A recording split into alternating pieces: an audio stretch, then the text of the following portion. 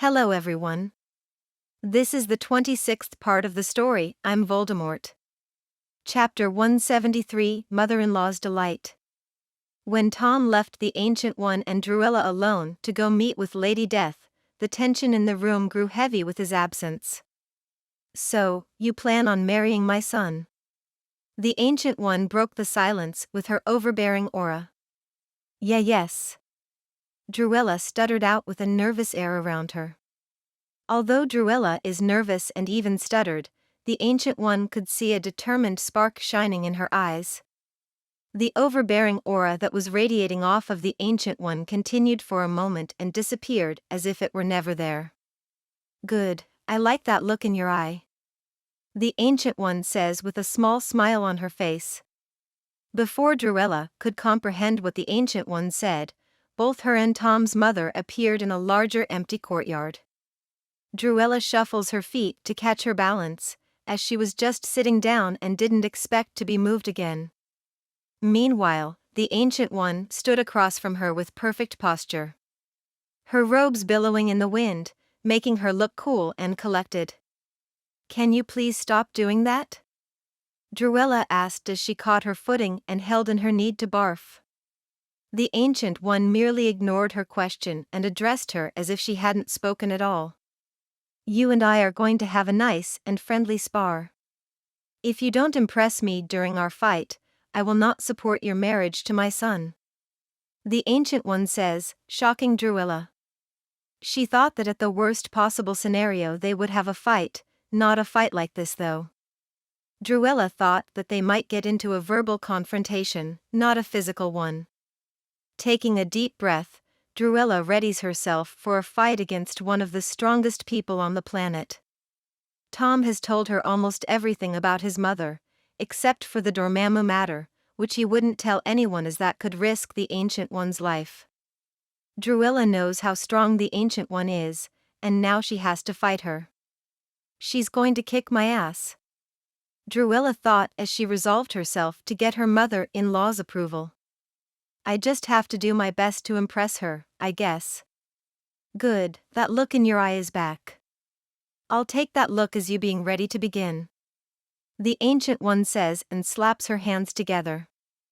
Golden eldritch energy ignites from her hands, and as she pulls them apart, two bright gold whips appear in her hands. Swinging the whips back, the Ancient One flicked her wrist, sending the whips cracking forward in Druella's direction. Seeing the whips shooting toward her position at blinding speed, Druella dives to the side, barely dodging the twin golden whips. Shit. Druella curses internally as she slides and rolls on the stone floor of the courtyard. You're going to have to do more than dodge in order to impress me, Ms. Rosier.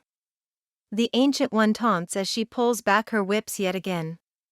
Standing up and brushing the dirt off of her robes and out of her hair, Druella curses her choice of dress for today's meeting. I should have known something like this would happen and picked something more duel-friendly to wear. Now my favorite dress robe is ruined, not to mention my makeup as well. Druella thought angrily, as she grabbed her wand and waved it at her dress. Suddenly, her dirty and ruined robe, including her high heels, turned into a copy of her favorite Muggle dueling outfit. As her clothes and shoes changed to something more manageable, the Ancient One flicked her wrist once again, sending the whips crashing forward. Although, this time Druella was far more prepared than before. With her wand in hand, Druella waved it at the oncoming whips. Protego Maxima. She calls and the whips collide with an invisible shield, breaking it into pieces. Although the shield couldn't hold, the whips were diverted and hit the ground a few meters away from where Druella stood. You're done rolling on the floor? Then I'll kick this up a notch. Tom's mother says as the whips disappear. Hearing what she said, Druella decided to go on the attack, rather than waiting for the Ancient One to send whatever attack she was cooking up. Incarcerus, Petrificus Totalis, Stupefy, Confringo, Bombarda. Druella calls a spell chain as fast as she can in order to beat the Ancient One to the attack. Incarcerus to bind her arms. Petrificus totalis to bind the rest of her body. Stupefy to stun her. Confringo to blast her. Bombarda to make her explode. This chain is her favorite and most well-practiced of all the chains she knows. Although Druella sent some deadly spells in the Ancient One's direction near the end, she knows that her future mother-in-law will handle them easily. Druella has no plans to win this battle, as she knows her limits and the Ancient One is far above hers. She can only do her best to impress. Whether the Ancient One allowed it or not, the first 2 spells hit her perfectly, binding her arms and then the rest of her body. Although her body was fully bound, the Ancient One didn't fall and merely stood there with a calm expression. Soon, the other spells all hit perfectly as well. The next one stuns her in place, completely immobilizing her. Then the Confringo hits, blowing off the Ancient One's right arm, and finally, the Bombarda lands, causing the Ancient One's head to explode with blood and brain matter spewing everywhere. Druella stood there with an unbelieved look on her face. She knew it couldn't be this easy and looked around for the real Ancient One. Very good. It's best to not hold back and go easy on your opponent. Especially when your opponent is me. The Ancient One speaks from her place directly behind Druella, causing the younger girl to jump slightly. Chapter 174, Mother-in-law's Disappointment. Very good. It's best to not hold back and go easy on your opponent. Especially when your opponent is me. The Ancient One speaks from her place directly behind Druella, causing the younger girl to jump slightly.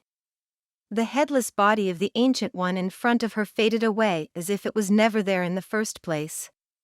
Before Druella could react, the Ancient One worked her magic and Druella was suddenly upside down, bound by her legs, and hung on a tree branch. The sudden change caused her to drop her wand, which was swiftly caught by her future mother-in-law. I'm sorry to say that I'm not very impressed. The Ancient One says as she twirls Druella's wand between her finger. You had to dodge a simple whip when it could have been easily blocked, and even when you did block it, your shield fell apart like paper. The spell chain you did was okay for any other Hogwarts graduate, but not from someone wishing to marry my son. I do give you points for blowing up my illusion's head though. It seems I'll have to talk Tom out of marrying you. I can't have my son marrying some weakling. As the Ancient One taunts Druella with every word that comes out of her mouth, the upside-down girl slowly starts seeing red. Especially after hearing her last statement. How dare this bitch call me weak? Who does she think she is? If she thinks she can break me and Tom apart, she has another thing coming. Druella internally curses the Ancient One's existence. Lifting her hand and pointing a finger at the bald woman before her, Druella channels all of her hate and anger into one spell. Crucio. She calls and red magical lightning shoots from her pointed finger. The red lightning sails through the air and lands perfectly on the bald sorceress's chest. As soon as the spell touched her, the Ancient One winced and bit her bottom lip in pain. This spell is still as horrible as I remember it being. The Ancient One thought, enduring the pain for a moment. As the pain started to become a bit too unbearable, a circular set of golden runes and glyphs appeared on the back of the Ancient One's right hand. Pulling her hand backward, she backhand slaps the spell away from her, easily countering one of the most feared spells in the wizarding world. Suddenly, Druella found that not only were her feet bound, but her hands are now tied behind her back as well. Wow, that curse is still nasty, huh? The Ancient One breathes out as she wipes some sweat from her brow. Druella was truly shocked with how the Ancient One easily handled her Crucio like that. She has never used that spell with such anger before, yet the Ancient One stayed standing and only winced a bit. Not to mention the fact that she also backhanded it away, as if one of the unforgivables was nothing but a first-year spell. Suddenly, Druella and the Ancient One appeared back in the room where they met. Sitting across from one another with tea in hand, Druella wanted to throw up right then and there. Not only did she get moved without warning yet again, but she went from upside down to right side up as well. After calming her raging stomach, Druella also noticed that her clothes and makeup were fixed and back to the state she arrived in. "You pass," the Ancient One says calmly as she takes a sip of her tea. "What?" Druella dropped her cup and yelled in confusion. "You pass. I accept you as my future daughter-in-law." She repeats and explains further. "Although after you graduate Hogwarts this year, you will be coming here every summer to learn the mystic arts from me personally. Tom has had and will have a dangerous life. He can't have a partner as powerless as you currently are. I'm sure that you're very powerful for the standards of the wizarding world, but there's a bigger and far more dangerous world beyond yours." Hearing her future mother-in-law's words, Druella couldn't help but agree with her. Some of the things that Tom has faced are truly crazy. Just thinking about encountering someone like Null, the literal god of the symbiote race, or any other god for that matter, sends chills up and down Druella's spine. Now, she has an avenue to become powerful. Powerful enough to follow Tom wherever he goes. She could have his back and fight beside him even against gods and other powerful entities. She always asked Tom to teach her the mystic arts, but Tom is a very busy man. It's also against the rules of Camartage to teach another without enrolling into Camartage first. Seeing an opportunity like this appear before her, how could she ever pass it up? "I accept. Thank you for this opportunity," Druella says thankfully. "No problem. Just work hard and we won't have any problems. I've taught the best of prodigies down to the slowest of idiots, and every single one of them became powerful people. All it takes is time and hard work. As long as you give me that, I can promise that you'll become strong enough to fight by my son's side," the Ancient One says. "I'll give you my best, I promise," Druella says with determination. After taking care of everything, the mother and daughter-in-laws started talking about lighter subjects. Both sides talked about small portions of their lives and how they met Tom, including some embarrassing stories they both had about him. This is when Tom walked in and saw both Druella and the Ancient One sitting across from one another drinking tea and laughing. They looked like two friends that have been together for years. What happened while I was gone?" Chapter 175, Double-Teamed. What happened while I was gone?" Tom asks with a stunned expression on his face. When he left his mother and his fiancée alone, his mother was acting like a hungry lion while his fiancé was a nervous wreck. Now they are far too chummy for Tom's liking. There's no way that they became this close in the few hours I was gone, Tom thought as he looked at his mother, suspicion clear in his gaze. Seeing Tom look at her like that, the Ancient One smirks evilly in his direction. She just spent a couple of hours messing with Druella, and now she gets to mess with her son as well. "Oh, Tom, you're back." She greets her son happily. "Druella and I were just exchanging stories about you. Is it true that you opened a portal into her bedroom and saw her naked?" Hearing his mother's question, Tom just looked at her stunned and turned to Druella with a raised eyebrow. At least Druella had the sense to look sheepish, as she turned her head away and pretended like she wasn't in the room. "Sigh, what the hell have you two been talking about while I was away?" Tom asks as he stares directly at his smirking mother. "Oh, nothing. We were just trading embarrassing stories about you. Do you remember the time you accidentally portaled into a public bath in Japan filled with naked old men?" The Ancient One asks with an ever-growing smirk. Tom knew that bringing these two together would be a horrible idea, and this just proves him right. His main worry was them not liking each other, but now he knows that there was something far worse to worry about. Them liking each other is way worse. When Druella heard the Ancient One's question, she started giggling and peeking over at Tom. Every time she would look over at him, she would start laughing harder and harder.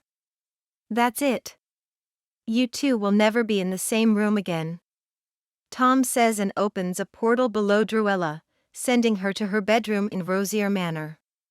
Suddenly, as Tom's portal closed, another portal opens above where she sat, depositing Druella right back where she once was. Ugh, please don't do that again, Druella says as she's starting to get annoyed at people moving her without her permission. Both sides completely ignored her and glared challenging at one another. I'm afraid you won't be able to get what you want, the Ancient One says and points over at Druella. You see, Druella here is going to be my new student once she graduates from Hogwarts. As Tom hears his mother say this, he turns to Druella and receives a nod in confirmation. Taking a deep breath, Tom calms himself and decides to just accept his new reality. Druella learning from the Ancient One is a good thing after all. He can only hope that they stop whatever it is they're doing right now. Sigh, whatever, just please stop whatever is happening right now, Tom says defeatedly and sits down beside Druella. I don't know what you're talking about, the Ancient One says as she pulls out a photo. Hey, Druella. Do you want to see a picture of Tom when he was? After spending almost an hour getting his secrets exposed and laughed at by Druella, Tom took her home and returned to Camartage soon after. Walking into his mother's quarters, Tom found her sitting on the sofa, eating potato chips, and reading one of her mystery novels. Did you have fun today? Tom asks, still slightly disgruntled about what happened earlier. Yes, the look of dread on your face when I exposed your dirty little secrets will fuel me for years to come, the Ancient One says without looking up from her book. Tom strolls over and snatches the potato chips from his mother's grasp, as he takes a seat across from her. Crunch, I'm so happy for you, but we need to talk about something a little more serious, Tom says as he munches on his stolen goods. Closing her book, the Ancient One glares at Tom for robbing her of her favorite snack. What do you need to ask me about? She asks as the bag of potato chips disappears from Tom's grasp and returns to its former owner. As the Ancient One goes to reach into the bag, her hand meets empty air as the bag was back in Tom's hands. The Ancient One isn't dealing with Druella anymore. Tom was taught by the Ancient One herself, so he knows many of her little tricks. Have you decided on whether you want to be immortal or not? Tom asks as he continues munching. As Tom asks this, the room's atmosphere becomes a lot more serious. He asked her this a while ago and feels as though he gave her a good amount of time to come up with an answer. Seeing that his mother is quiet and still looks unsure about it, Tom decided to tempt her a bit.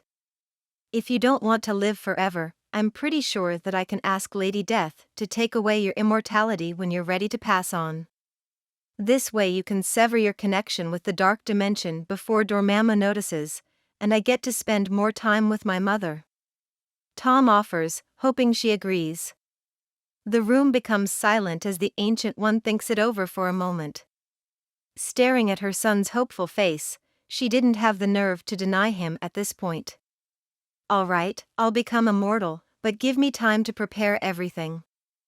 I need to collect a few things in order to sever ties with the dark dimension. Chapter 176 Severing Ritual. Since his mother decided to accept immortality from him, Tom had nothing else to worry about at the moment. He wanted nothing more than to have his adoptive mother around for as long as possible. Although, he does understand her hesitance to become immortal. She is called the Ancient One for a reason after all. His mother has been around for a very long time, and after spending so long on this earth, Tom is sure that she has long grown tired of living. What he didn't know is that tiredness she felt has slowly disappeared, eaten away by her new son's presence. When he appeared and became her student, slowly over time the tired feeling she always had started constantly decreasing.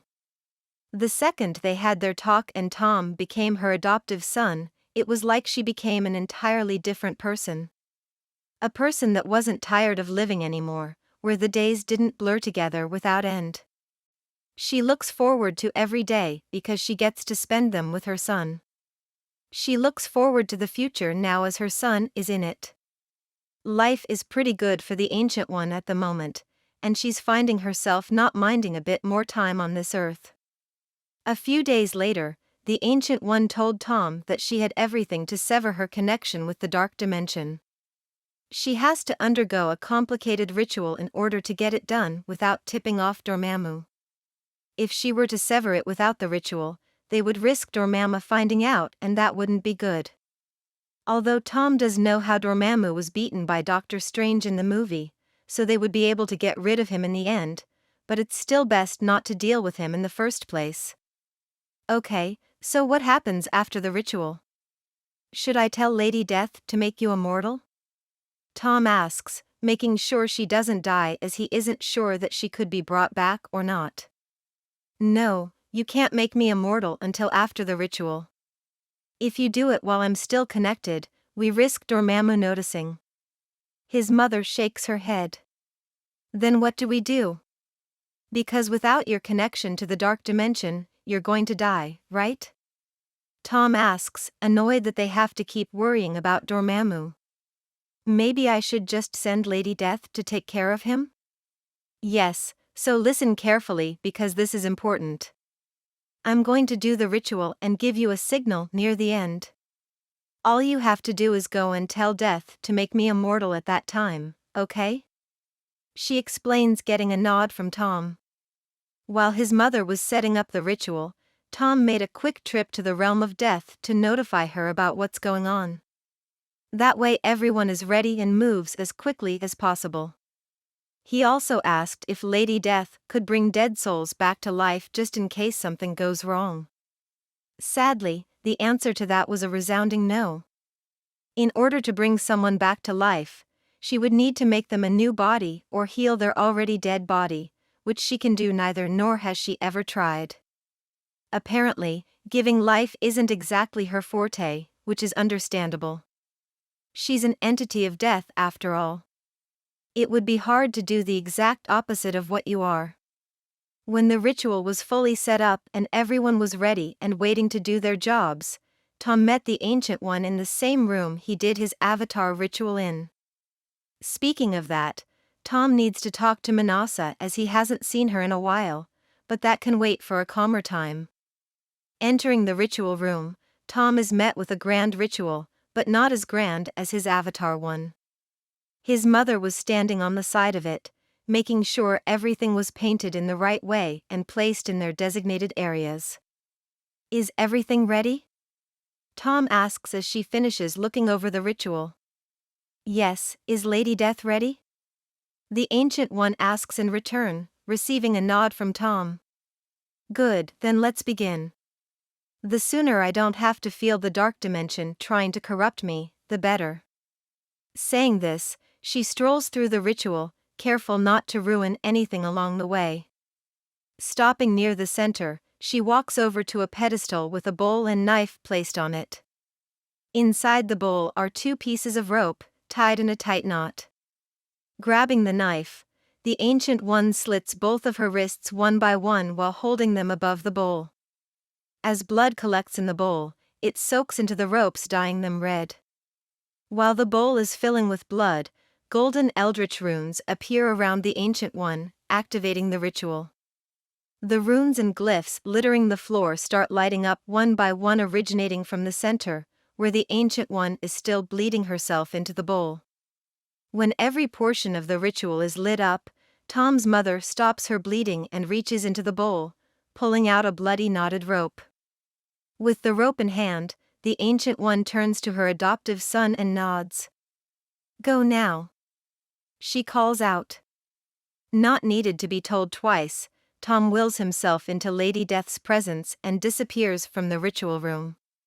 With a wave of her hand, the knotted rope in before her untied and separated into 2 separate pieces, symbolizing the Ancient One unbinding herself from the dark dimension. Chapter 177, Ritual Aftermath. Appearing in the realm of death, Tom saw Lady Death waiting patiently for his arrival, ready to grant his mother immortality at any moment. "Do it now," Tom shouts quickly. Lady Death nods and simply waves her hand casually. "It's done," she says, causing Tom to sigh in relief. "She didn't die, right? Did we do everything on time?" Tom asks, still worried for the Ancient One. "She didn't die, so I guess?" Lady Death says with a shrug of her shoulders. Knowing that his adoptive mother didn't die was great, but deep down Tom still worried. What if we did it too early? Did Dormammu get notified? He thought as he started pacing from side to side. Tom couldn't take the suspense any longer, so he willed himself back to where he was, appearing in the ritual room once again. As he appeared in the ritual room, Tom was met with the same ritual setup, except nothing was lighting up anymore. Taking a look around for his mother, he found her lying face up in the center of the room with two separate pieces of rope grasped tightly in each of her hands. "Mom!" Tom exclaimed as he rushed to her side. When he arrived beside her, Tom checked her breathing and found that she was still alive. The ritual must have caused her to pass out, Tom thought as he waves his hand and levitates her out of the room and towards her quarters. It seems that the tables have turned. First, he does a ritual and passes out, and now his mother has the same happen to her. Placing his mother in her bed, Tom sat beside her and waited impatiently. If they did it too early and Dormammu found out, he won't just appear in the skies of Earth, ready to devour it as he does every other world he comes across. Dormammu would simply learn of the Earth's existence and start looking for ways in. Whether that be by force, which will be impossible thanks to the sanctums placed around Earth protecting it, or influencing those on Earth to help him gain access as he did in the movie. Even though Tom knew that Dormammu wouldn't just appear out of nowhere, he kept looking out the window and into the sky with a worried expression. Although he knows how to beat him, Tom doesn't want to have to deal with Dormammu in the first place. Hoping that his mother will know if it went well, Tom resolved himself to wait patiently at her bedside.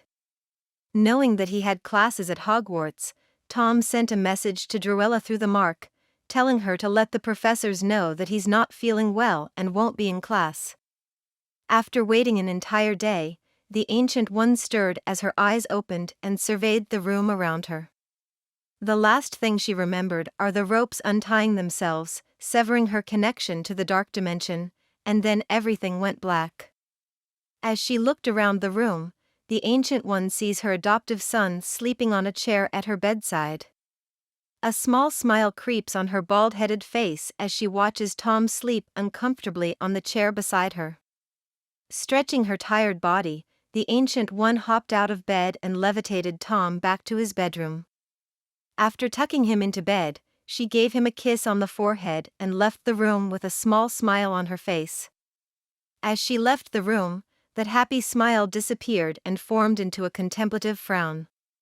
All of the worries Tom previously felt were appearing in her mind at this very moment.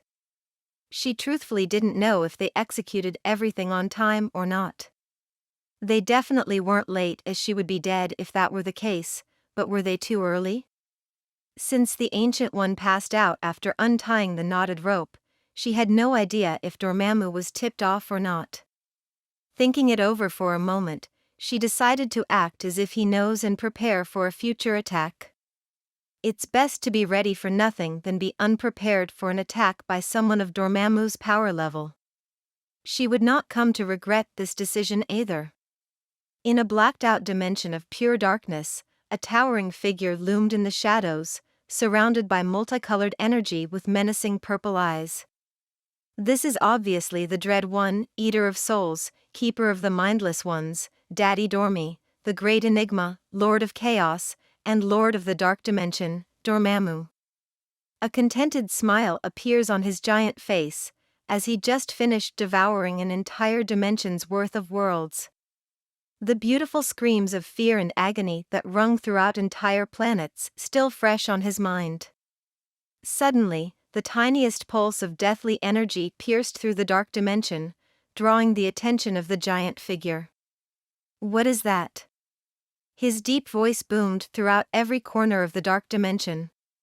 Spreading his consciousness and following the energy to where it originated, Dormammu found something truly infuriating. "How dare that bald-head bitch take from me without permission?" Dormammu's rage and fury shook the dark dimension to its core. As the dark dimension lord's rage began to simmer, he sets his glowing purple eyes on the world that the thieving woman strives to protect. Earth, huh? I can't wait to see the look on her face as I devour her precious world whole. This marks the end of part 26 of the story, I'm Voldemort. Thank you for listening. Please like and subscribe the video to listen more. Hit the bell icon to get notified of all the new content uploaded to the channel ASAP.